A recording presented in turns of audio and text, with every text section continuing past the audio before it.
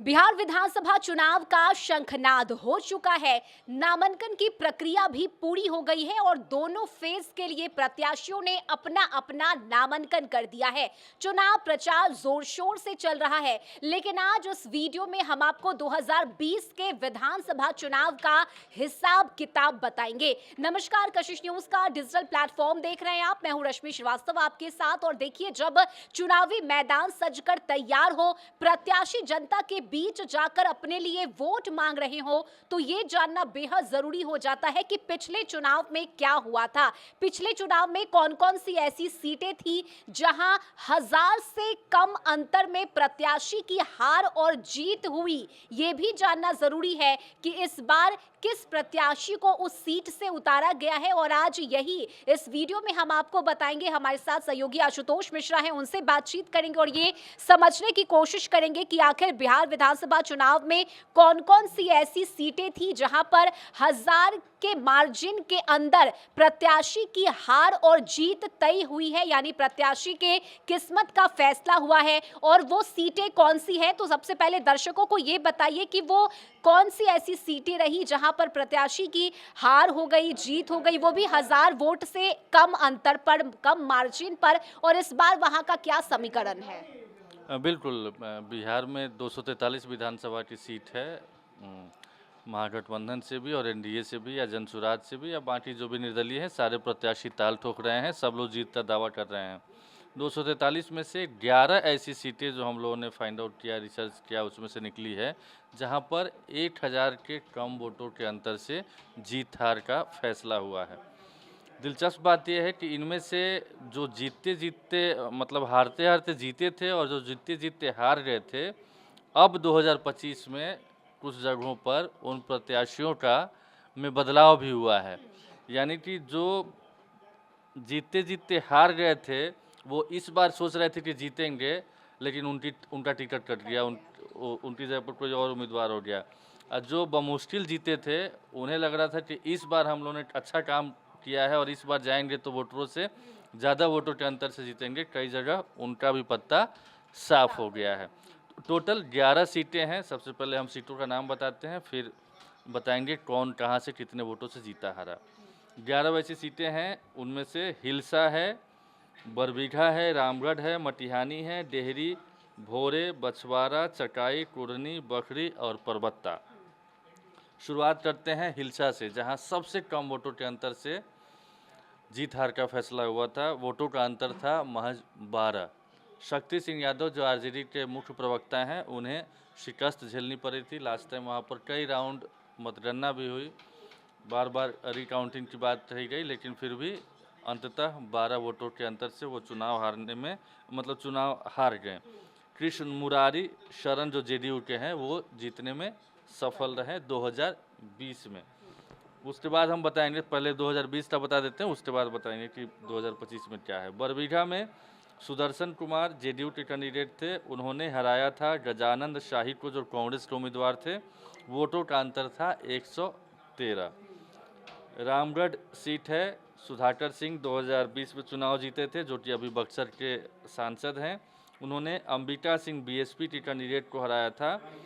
Vote का अंतर था 189 रामगढ़ सीट पर। मटिहानी में राजकुमार सिंह एलजेपी के जीते थे। नरेंद्र कुमार सिंह जेडीयू के को हराया था उन्होंने 333 वोटों के अंतर से। हालांकि जब वो चुनाव जीत कर आए तो बाद में वो फिर से जेडीयू में शामिल हो गए। इसके अलावा डेहरी में फतेह बहादुर आरजेडी की तरफ से चुनाव लड़े थे और सत्यनारायण सिंह बीजेपी से। फतेह बहादुर को 464 वोटों से जीत मिली थी। भोरे में सुनील कुमार जो शिक्षा मंत्री हैं, वो चुनाव जीतने में सफल रहे थे। जितेंद्र पासवान भाकपा माले के कैंडिडेट को उन्होंने 462 वोटों के अंतर से चुनाव हराया था। बछवाड़ा में सुरेंद्र मेहता जीते हैं बीजेपी के। अवधेश कुमार राय सीपीआई के, उनको उन्होंने 484 वोट से हराया था। चकाई में सुमित कुमार सिंह जो कि मौजूदा मंत्री हैं, वो निर्दलीय चुनाव लड़े थे। सावित्री देवी आरजेडी से लड़ी थी, 581 वोटों से उन्होंने सावित्री देवी को हराया था। कुढ़नी में अनिल कुमार सहनी आरजेडी से चुनाव लड़े थे। केदार गुप्ता ने उन्हें हराया था। वोटों का अंतर था 712। बखरी में सूर्यकांत पासवान सीपीआई के हैं, वो जीते थे। रमेश पासवान बीजेपी के उम्मीदवार को हराया था 777 वोटों के मार्जिन से। परबत्ता में डॉक्टर संजीव कुमार जेडीयू के चुनाव जीते थे 2020 में। दिगंबर प्रसाद तिवारी आरजेडी के हैं, उनको हराया था उन्होंने 951 वोटों के अंतर से। अब परबत्ता का से शुरुआत करते हैं। तो परबत्ता में अब परिस्थिति बदल गई है। परबत्ता में अब जो जेडीयू के उम्मीदवार जीते थे डॉक्टर संजीव कुमार सिंह, वो अब आरजेडी के कैंडिडेट हो गए हैं वहाँ पर। और जो बीजेपी से हैं वो बदल गए हैं, वहाँ पर हैं, चूँकि वो खाते में चली गई है सीट एलजेपीआर के, तो वहाँ पर एलजेपीआर चुनाव लड़ रहा है। बाबूलाल शौर्य उनके उम्मीदवार हैं। बखरी में एनडीए से एलजेपीआर के खाते में सीट चली गई है। संजय कुमार वहाँ से लड़ रहे हैं। सीपीआई के सूर्यकांत पासवान हैं। कुढ़नी में केदार प्रसाद गुप्ता जो जीते थे वो लड़ ही रहे हैं, मंत्री भी हैं। आरजेडी का उम्मीदवार बदल गया, वहाँ पर बबलू कुशवाहा हैं। सकाई में एनडीए सुमित सिंह चुनाव लड़ रहे हैं, जो अब जेडीयू से चुनाव लड़ेंगे, पिछली बार निर्दलीय थे। सामने सावित्री देवी हैं, जो पिछली बार कम वोटों के अंतर से हारी थी। बछवाड़ा में त्रिकोणीय लड़ाई देखी जा रही है। एनडीए के सुरेंद्र मेहता हैं ही बीजेपी से। कांग्रेस से यहाँ पर शिव प्रकाश गरीबदास हैं और सीपीआई से अवधेश राय चुनाव लड़ रहे हैं। भोरे में सुनील कुमार जेडीयू से हैं ही। सीपीआई एमएल से जितेंद्र पासवान हैं। डेहरी में एनडीए से एलजेपीआर के राजीव रंजन सिंह हैं और आरजेडी के गुड्डू चंद्रवंशी हैं। मटिहानी में एनडीए से राजकुमार सिंह हैं और आरजेडी से बोगो सिंह को इस बार टिकट दिया गया है। रामगढ़ में भी उम्मीदवार बदला है, चूँकि सुधाकर सिंह सांसद बन गए हैं, तो उनकी जगह पर उनके भाई को अजीत सिंह को टिकट मिला है और अशोक कुमार सिंह वहाँ से बीजेपी के उम्मीदवार होंगे। बरबीघा में एनडीए के पुष्पांजय हैं और कांग्रेस से त्रिशूलधारी सिंह हैं। उसी तरीके से हिलसा में एनडीए से कृष्ण मुरारी उर्फ प्रेम मुखिया हैं और महागठबंधन से शक्ति यादव। ये पिछली बार भी दोनों ने चुनाव लड़ा था और प्रेम मुखिया चुनाव जीते थे। तो ये 2020 की वो सीटें हैं जो यहाँ पर 1000 वोटों के कम वोटों से जीत हार का फैसला हुआ था। और कई ऐसी सीटें हैं जहां पर इस बार उम्मीदवार भी बदल गए। और ऐसे भी कई नाम हैं जिन्होंने हार जरूर फेस किया पिछले चुनाव में, लेकिन इस बार फिर से उन पर दांव खेला गया है। लेकिन कुछ ऐसे भी नाम हैं जिन्हें बदल दिया गया है, यानी पार्टी उन्हें उतारने के लिए तैयार नहीं है। यानी ये लग रहा है कि चाहे वो महागठबंधन हो या फिर एनडीए, तोल मोल करके और गुना भाग करते हुए प्रत्याशियों को इस बार मैदान में उतारा गया। नहीं, सारी चीज़ें देखी जाती है। सबसे पहले तो उस समय एलजेपी अकेले चुनाव लड़ी थी और जेडीयू को डैमेज किया था। इस बार एलजेपीआर गठबंधन का, एनडीए का पार्ट है, तो एलजेपीआर को भी सीटें मिली है 29 सीटें। तो कई ऐसी सीटें हैं जो एलजेपीआर के खाते में गई है, तो जो एलजेपीआर के कैंडिडेट हैं वो चुनाव लड़ रहे हैं। इसीलिए जो एनडीए के, बीजेपी या जेडीयू से उम्मीदवार थे उनका पत्ता साफ हो गया है। कसक 30 जरूर रह जाएगी उन लोगों पर कि इस बार जीतने का मौका था, लेकिन ऐन वक्त पर चीज़ें नहीं हो पाई। परिस्थितियां 2020 की अलग थी, इस बार की अलग है। हो सकता है कि जो जिन 11 सीटों की हम लोगों ने बात की वहाँ पर सबसे ज़्यादा मार्जिन हो, या फिर वहाँ ये बताने के लिए अगली बार हम लोग नहीं बैठे कि इस बार भी यहाँ पर इतने कम वोटों से जीत हार का फैसला हुआ है। कोई और कुछ सीटें हों जहाँ पर कम वोटों के जीत हार का फैसला हो ये। लेकिन पिछली बार जो सीटों का वोटों का अंतर था वो ये है। इस बार परिस्थिति 2020 से बिल्कुल उलट है, बिल्कुल अलग है। तो ऐसा नहीं कह सकता है कि इस बार भी वही परिणाम रहने वाला है।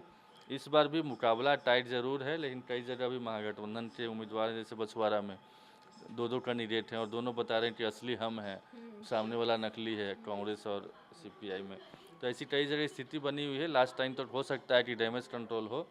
फिलहाल ये कहा जा सकता है हेडलाइन में कि 243 सीट पर ही लड़ाई टफ है। तीसरा मोर्चा बनाने की कोशिश में जरूर जन सुराज पार्टी लगी हुई है।